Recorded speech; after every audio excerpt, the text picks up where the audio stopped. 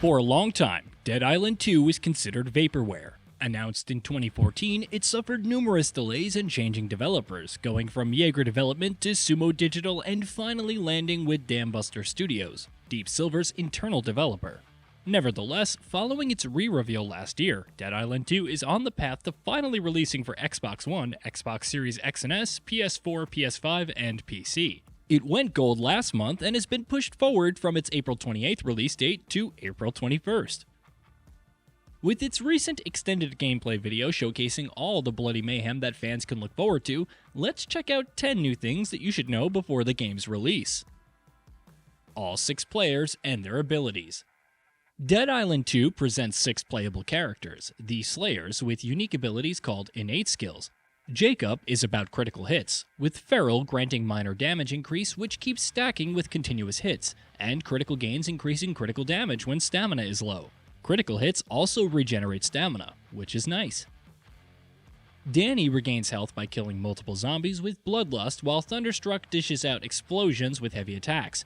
Amy likes throwing weapons, gaining stamina after successful throws with Relief Pitcher and gaining a minor damage boost against lone zombies with Divide and Conquer. Ryan is a tank, receiving a small force boost when blocking or dodging an attack thanks to Retaliation, while Seesaw regenerates some of his health whenever knocking down a zombie. Carla is more of a frontline fighter, using Dig Deep to gain a small boost to toughness when her health is critical, and Mosh Pit for a minor damage boost when facing hordes of zombies at once. Finally, there's Bruno, who uses Backstab for a moderate damage boost when attacking from behind. Agility and heavy attack charges are increased when blocking or dodging thanks to Rapid Reprisal, allowing one to evade attacks and deal massive damage from behind. Skill Deck. You've probably heard about the skill deck and its cards, but don't worry, it isn't a random assortment of cards that you draw in fights. Instead, they're equipable skills divided into abilities, Survivor, Slayer, and Newman categories. Abilities, as you may have guessed, include attacks like Dropkick and skills like Warcry, which unleashes a shout weakening nearby zombies and strengthening you and surrounding allies. While Dambuster has yet to detail each category, it has confirmed the ability to switch skills mid-combat, to the extent that you can jump into the air with one set of skills and land with another. It allows for taking some real risks, which either pay off or go horribly wrong. New skill cards. In addition to the skill cards revealed thus far, some new ones have been revealed. Dash Strike, as the name indicates, lets you dash to a zombie and attack them. Hammer Fist, a Slayer skill, is a powerful hit that can launch zombies sky high. Ground Pound sees your character smashing the ground, creating tremors to knock enemies down, while Flare Up creates a fire ignition in that area. It's great for crowd control while ensuring any surviving foes are taking constant burn damage. Apex Zombies. While Dead Island 2 touts dozens of variants of its zombies, the recently extended gameplay trailer showcased Apex Zombies. These are described as hyper-mutated zombies, which pose a significant threat. They have unique powers and behaviors. One Apex has double-bladed arms, while another is a massively charged zombie that burns the player on grabbing them. Another has a powerful scream, which can seemingly knock players back. You can think of these as elites, and it should be interesting to see how many different types there are. Flesh System. You've probably heard about the Flesh System and how it enables realistic procedural gore. Hearing about it is one thing, but seeing it in action is another. Jaws break off with enough force, undead flesh melts, and blades are stuck in enemies when broken. It's comically over the top, but incredibly chunky as you hack your way across different layers to expose the bone underneath or break a zombie's knees and watch them fall. There's just something impressive about the sheer level of detail in it all. Side quests.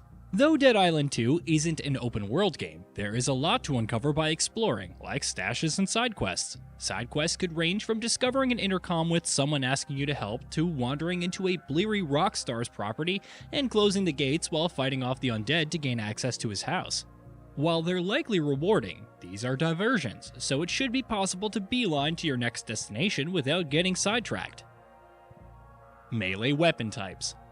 Fans of the previous games will recognize a good portion of the weapons in the sequel, from the katana and various knives to the sledgehammer. They're equally devastating, with each inflicting different kinds of damage, which flows well with the new Flesh System. You can strategically impale, dismember, and maim zombies with slashing weapons like the katana, or use the sledgehammer for crushing blows that are good for crowd control. And though weapons degrade over time, you can equip 8 on a Slayer and keep an additional 8 in your inventory to switch them. Guns. Firearms are also available for shooting enemies from range and dealing significant damage. The weapons shown thus far include pistols, assault rifles, Uzis, and stun guns, which are good for electrifying water for zombies walking through. Ammo is required, naturally, and if Dead Island 2 is anything like its predecessors, expect it to be relatively scarce as you traverse through Hell A. Crafting. As previously confirmed, you can modify weapons to add things like elemental damage. However, the extended gameplay video revealed even more in terms of customization. Each weapon has a fixed perk, like the katana's sturdy handle, and a slot for equipping mods like Melee Mutilator, which boosts physical damage, weakens zombies with continuous hits, and restores stamina with its hits against weakened zombies. The rarity of the mod determines how high the damage boost will be. In the same way, there are mods for fire damage, electric damage, and more. Then there are the perk slots, like Precision Strikes, where critical hits in quick succession boost the critical damage and can stack multiple times. Leech has a chance to regain health when damaging a zombie, and Shockwave creates a forceful explosion when knocking down a zombie. You can even increase damage to limbs and durabilities with a mod like Slaughter. Some mods require materials like fabric, scraps, chemicals, fasteners, and alloy. Others require zombie parts like toxic gallbladders, blade arms, infected flesh, and more, providing plenty of incentive to hunt the undead. Environmental kills and other items. The environment also plays a significant role in combat, whether it's electrified water, throwing gas canisters and shooting them to ignite the undead, or blowing up fuel trucks. When faced with former military-turned undead, you can even shoot the grenades on their vests to explode them and damage surrounding enemies. There are also returning items like meat bait, which can distract the undead when thrown. Unlike in the first Dead Island, it seems to explode after some time, which is much more potent.